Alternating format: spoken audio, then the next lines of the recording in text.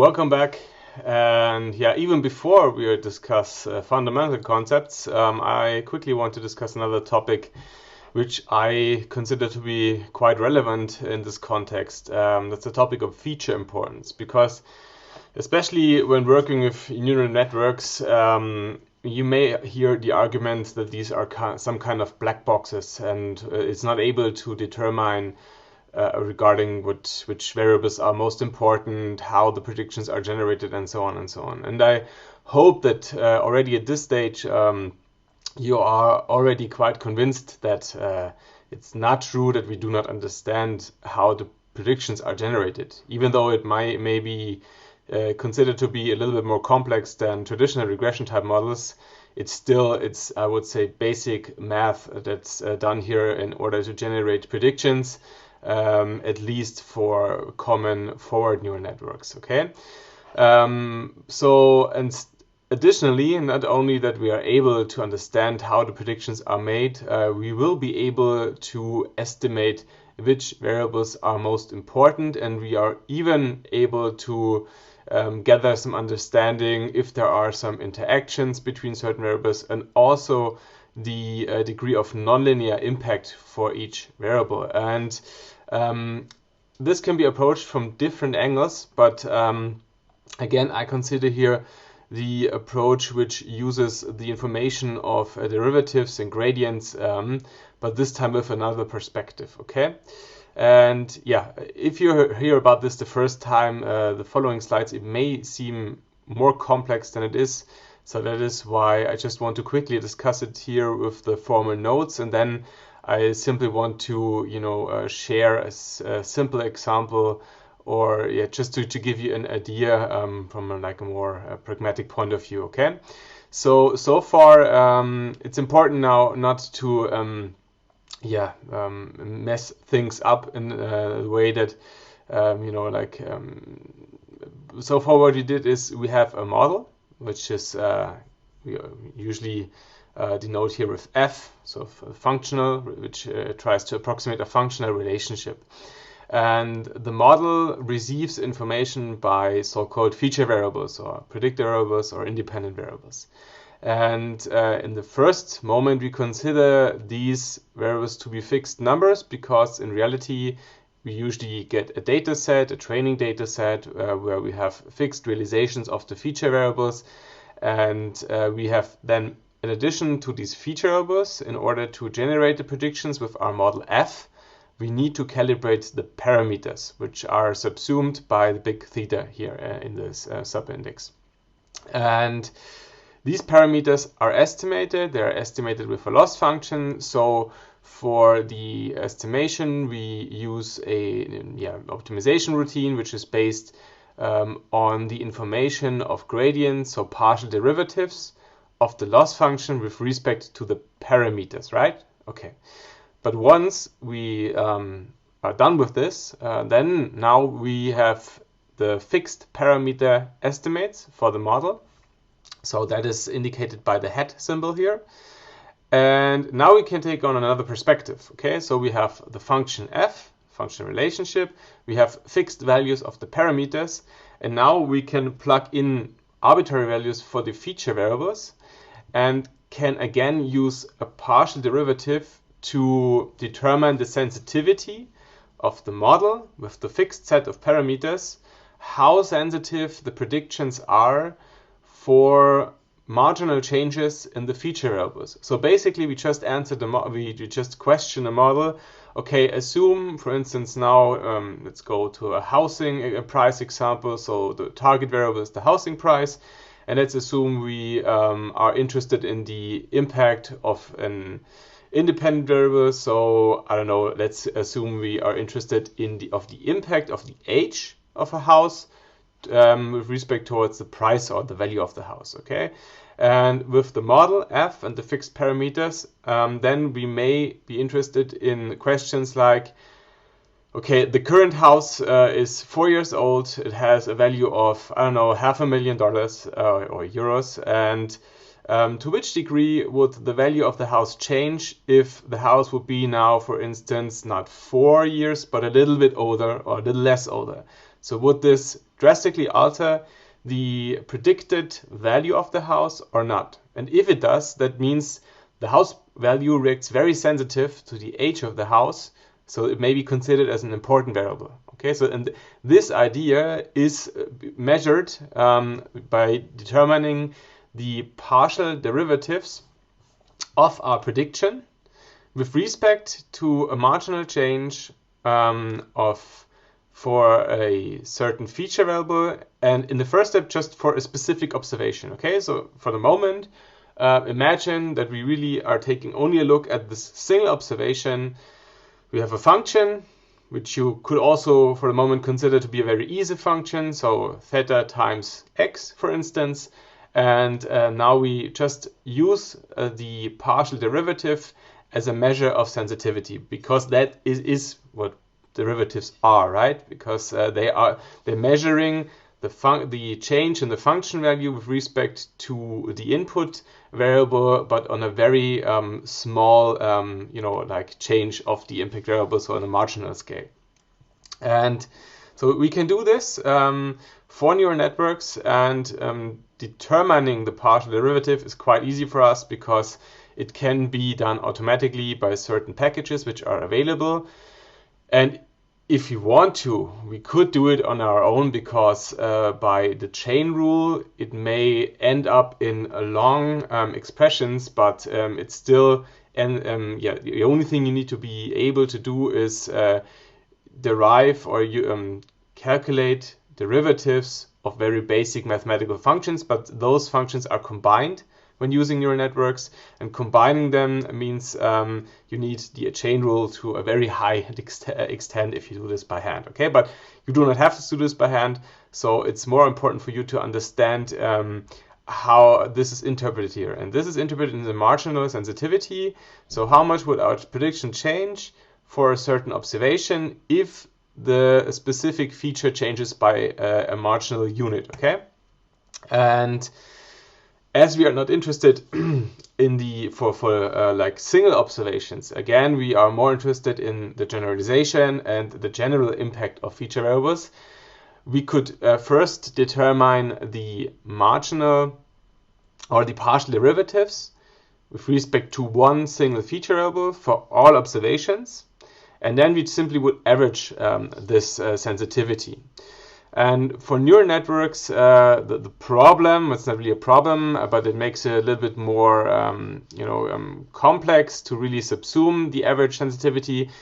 It may happen that at some points on the scale of the x value of the feature variable, there may be like a positive impact, so like a marginal increase in the feature would lead to an increase in the prediction, and other ranges of the feature variable, it might lead to a decrease. So that is because with the neural network, we really are able to approximate very flexible functional relationships, and so the functional relationship might really differ and be altered over the whole number range of the feature variable. Okay, so and if we average something, that means also we sum over something. And in the first step, we are very interested in the overall absolute sensitivity of predictions with respect to changes in the marginal variable.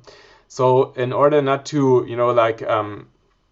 outbalance positive and negative sensitivities, we used the squared marginal sensitivities of predictions with respect to a single feature variable.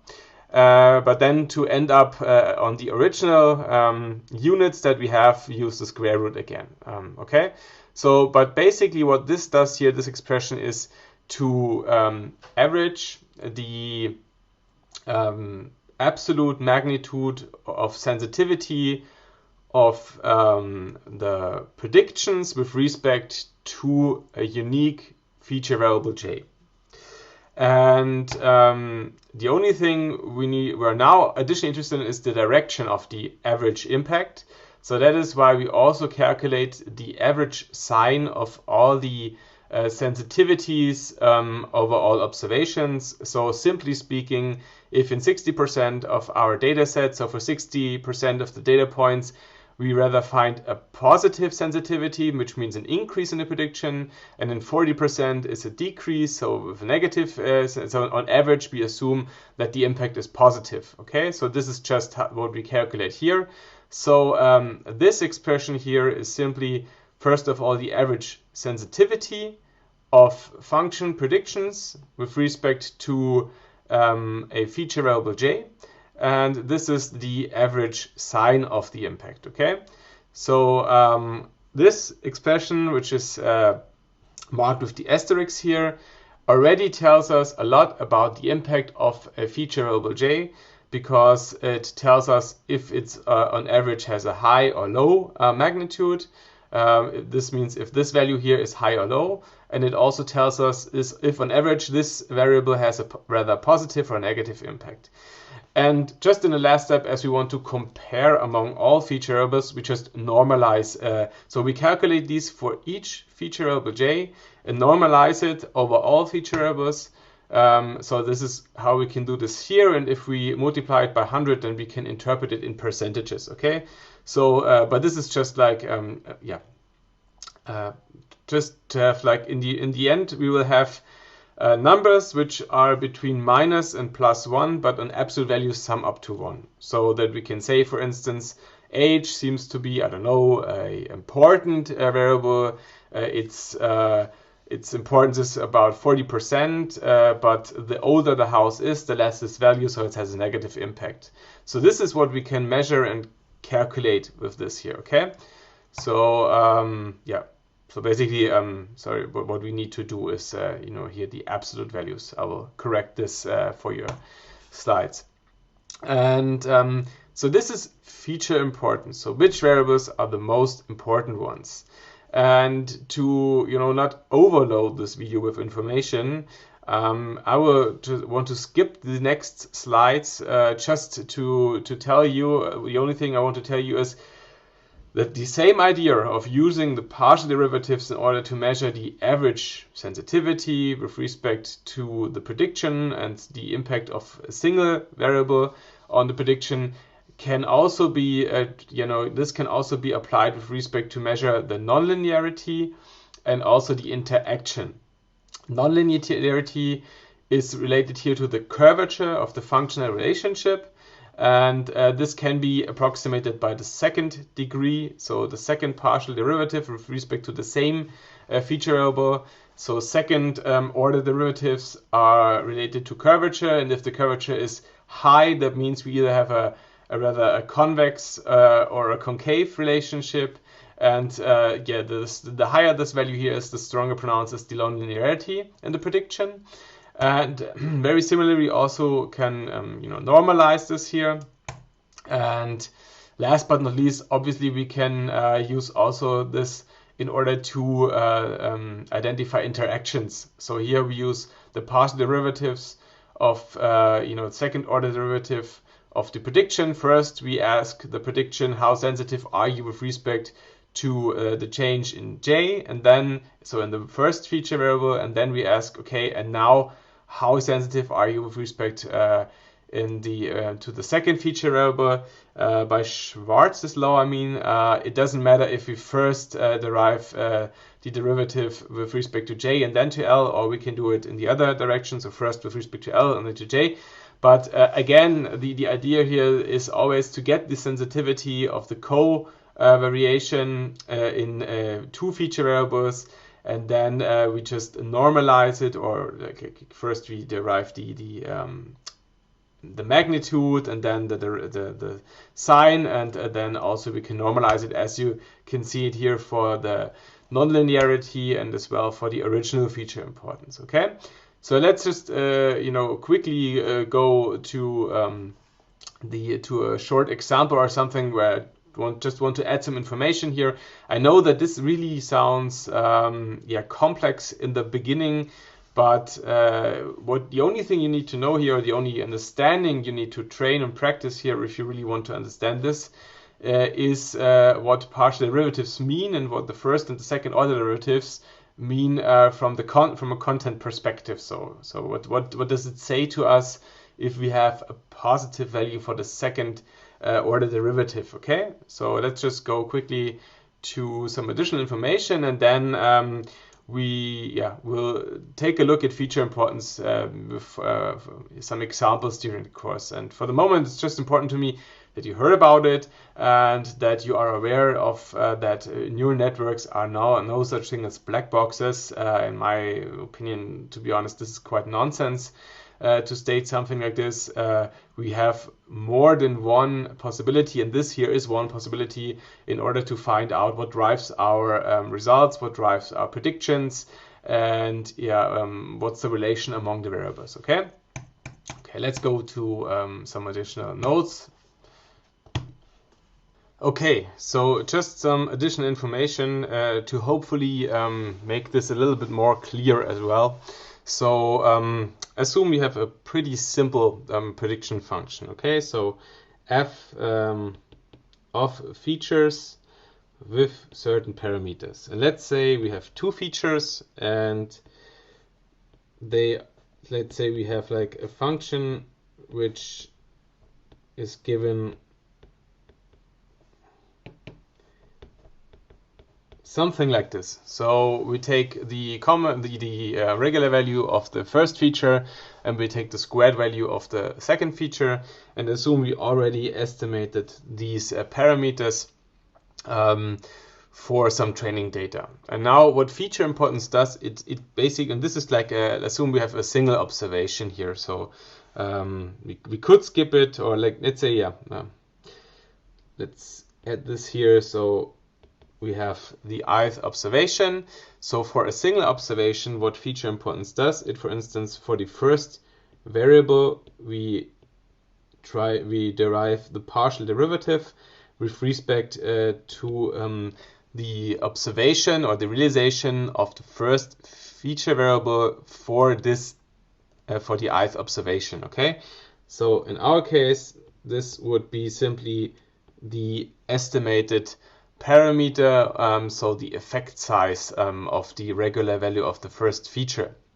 And so if especially in this case, if you would have more observations, so if you're interested in the average impact of the first feature variable, so assume we would have here many partial derivatives, one for each observation, and in this case, in this quite easy case, it would be the same for all observations. Okay, so on average, like if we want to average this, so if we have here 1 divided through m, and then all these sensitivities,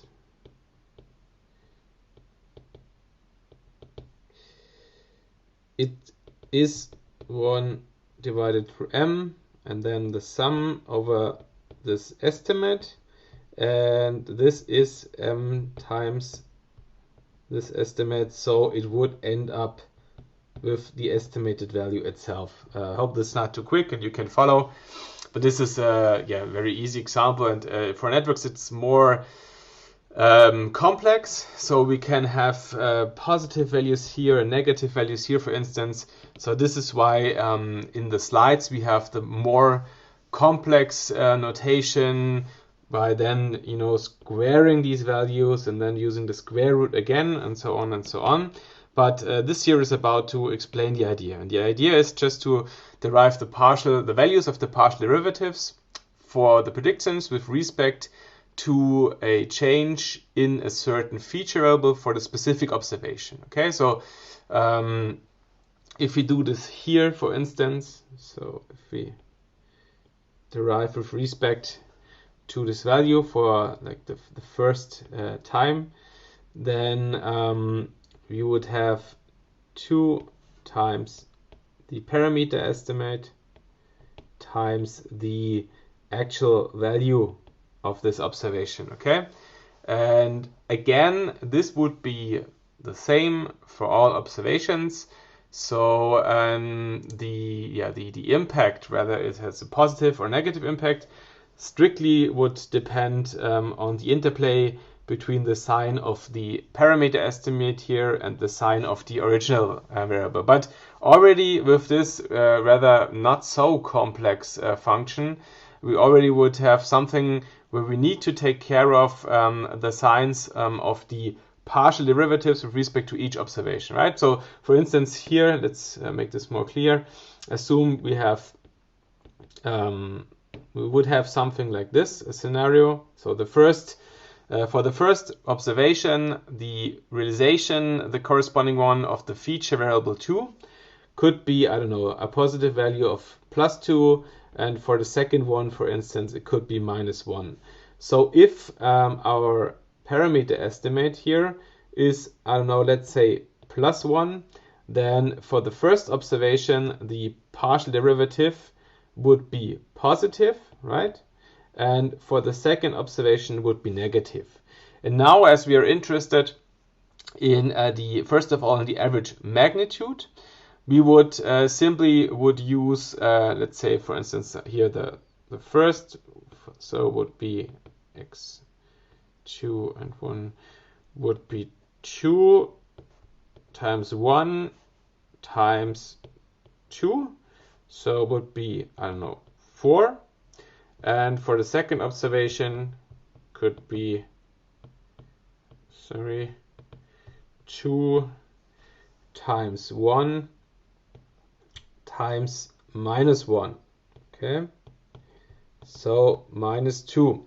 And in the first step, we are interested in the average magnitude, so in absolute terms. Okay, so that is why for this example, assume now we only have these two observations. What we would do to derive the magnitude of the feature important is to square 4 plus square -2, and then use the square root again, and then take the average of it. Okay, so this is why we are squaring the partial derivatives for each observation, and then use the square root again. Okay, so that we would have the so sorry, let me just correct this. We would have it like this, and of course we would have not m but 2 here, but I hope this doesn't confuse you, sorry. So I hope this makes a little bit more clear what we're actually doing here. So we would simply really just deriving for each observation the partial derivatives, and in the first step, if we have a situation where the partial derivatives can be either positive or negative, as we have it seen here, then we need to do something that the magnitude does not get by summation, that we do not underestimate the magnitude of the importance of the partial derivatives here. Okay, and okay, now last but not least, so I hope that makes it a little bit more clear, but I'm quite sure that if you heard this for the first time, that it's still there may be open questions, so do not hesitate to answer them, to question them, sorry, and I'm trying to answer them and make this more and more clear step by step. But it doesn't end with the feature importance itself. What's also very interesting is the type of impact of a variable. So assume we have here a feature variable. Okay, so here we have the feature, and assume here we have the prediction. So here is the prediction, and it really matters if we have either a linear relationship or nonlinear relationships, which can be either like have a convex or a concave form. Okay, because think about it, what it really means. So assume we have a linear relationship. That means no matter where we are here at the range of possible feature variables, if it changes by 1 unit, then the change in the prediction is always the same, right? It doesn't matter if it changes to be from here and here, then the prediction changes from here to here. And if we add another point on the numerical range of the feature variable, so for instance, if we are here and it changes to here, then the degree to which it changes It's the same. Okay, and this kind of makes it a little bit more easy because we do not have to worry about where we are on the numerical range of the feature variables. But assume we have a nonlinear relationship. So here a rather convex relationship. Okay, so that means if we are here and it changes to here, almost or nothing happens to the target variable. But if we are, I don't know, here and then it changes by a single unit, then way more changes. And this gets more extreme in our example here, the more we go to the right on the value range of the feature variable. And this makes it quite more challenging and also in certain situations quite more risky for us. Assume with an economic background here, assume the feature variable, something which is high in situations of economic downturn. So assume we are here in an economic downturn situation, and the target variable is something which, I don't know, is potentially threatening to our economic situation if it increases. So if you are already in a critical phase and it changes by a single unit, then this have a drastic impact on our current situation. But if you're in a good phase and it changes by unit, it really doesn't have any impact. So it really matters where we are at the feature range, and this is what makes it more challenging or more complex. And the same holds true with respect to if it's not convex or it's concave. So on the specific effect that it has on us, that depends on the problem in head. But nonlinearity is a really important information when it comes to the sensitivity and to the impact of certain feature variables. I hope that I can motivate this. And I think, as you're already aware of, like school math, the curvature. So if it's like a convex or a concave function, this can be determined by the second order derivative, and basically this is what we do here. So we determine again, as for the example above here. We also interested in the second order derivatives, and if it's a very high number, a very high positive number, then this indicates, especially if it's an average, that this would indicate a rather convex functional relationship, which is strongly pronounced. If it's a very high negative number, then this is a rather concave relationship that is highly pronounced. And last but not least, obviously, in a very analogous fashion, interactions can be determined by the partial derivatives with respect to first one and then the other feature variable. And so the Hessian matrix is quite so it's quite important to us, okay? Because usually here on the diagonal, it has the second derivatives, right? And here it has on the remaining positions on the columns, it has all the partial derivatives. Okay, so that is why the gradient and the Hessian matrix of the neural network function with respect to the feature variables are all we need in order not only to determine which variables are the most important, but also to find out where we have a high degree or no really high degrees of nonlinear relationships, and also we can find out about the interaction. So as I said before, this is really a very advanced stuff already, and I think many people using neural networks are really not aware of these techniques. So don't stress yourself too much if this is not really intuitive for you in the first moments you're hearing about these aspects. But I think it is important to already point this out at this early stage, just that you are aware of that this is all possible and this can be done with neural networks. But now let's really go to the fundamental concepts, and the more you work with neural networks, the more familiar with all these concepts, the more familiar you are in thinking with, like what derivatives are, what partial derivatives are. I think the more intuitive these aspects of feature importance will be clear to you. But this can take some time, so do not worry and just continue with all the other stuff. And see you in the next video. Bye bye.